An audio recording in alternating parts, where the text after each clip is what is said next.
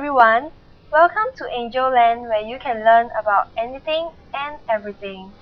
This is Angelina, your angel for the day. Up in the sky, I notice that racism continues to exist in the world, disrupting the peace and harmony between people. Hence, God sent me down to promote racial harmony. Amen. In Singapore on every 21st July, racial harmony is celebrated to commemorate the 1964 race riots that happened on the same date. It is a day for schools to reflect on and celebrate Singapore's success as a racially harmonious nation and society built on a rich diversity and heritage. On that day, students are encouraged to be dressed in traditional costumes. Traditional delicacies and games are also featured in the celebrations. In Singapore, the four main races are Chinese, Malays, Indians and Eurasians. Each race contributed in different ways which made what Singapore it is today. Let's welcome Minister Mentor, Mr. Lee Kuan Yew, to share with us more about the contributions of the Chinese.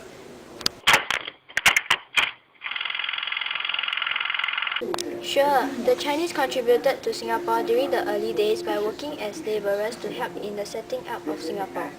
Some groups of Chinese businessmen were shopkeepers who sold provisions, medicine, cloth and snacks. They supplied some of the everyday needs of the people in Singapore. As for me, I contributed to the development of Singapore and played a key role in the normalization of difficult relations with Indonesia.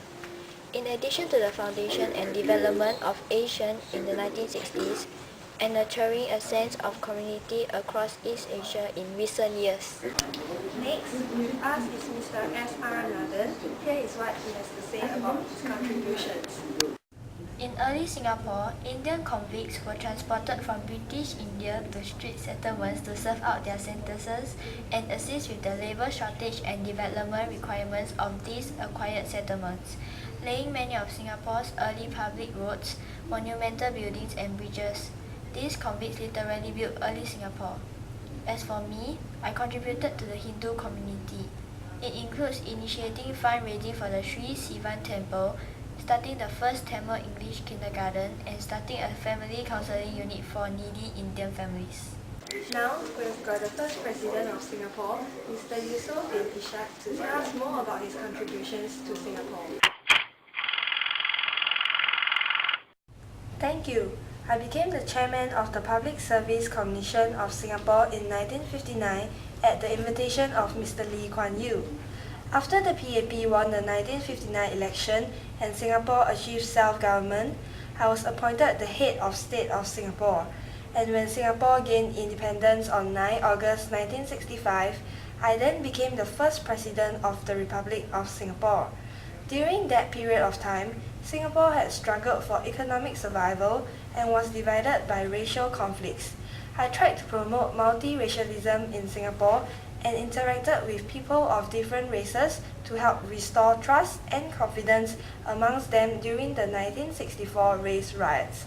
I believe that my appointment as president would convince Singaporeans that citizenship did not depend on their races, but their contributions to the shared homeland and merit as individuals. Lastly, we have the Eurasians to tell us more about their contributions to Singapore. Let's hear from our founder, Sir Stafford Raffles.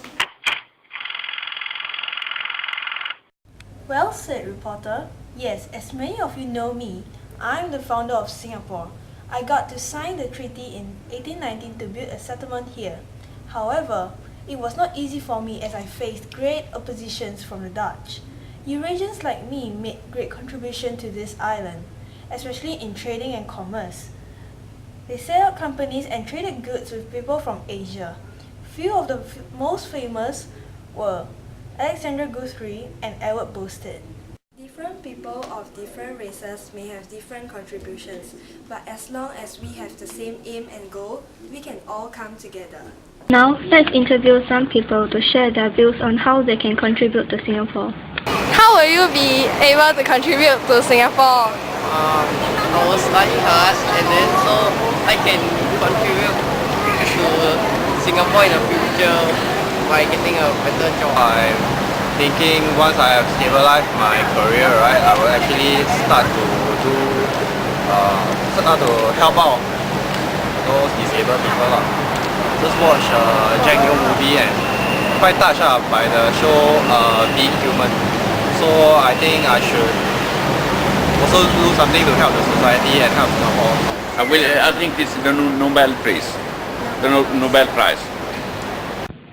He also included that Swedish people can import goods from Sweden as well as shop in Singapore to contribute to the economy. We have come to the end of Angel News tonight. Here is a quote I would like to share. Each race is like a species of plant. With all the races, we make up a forest.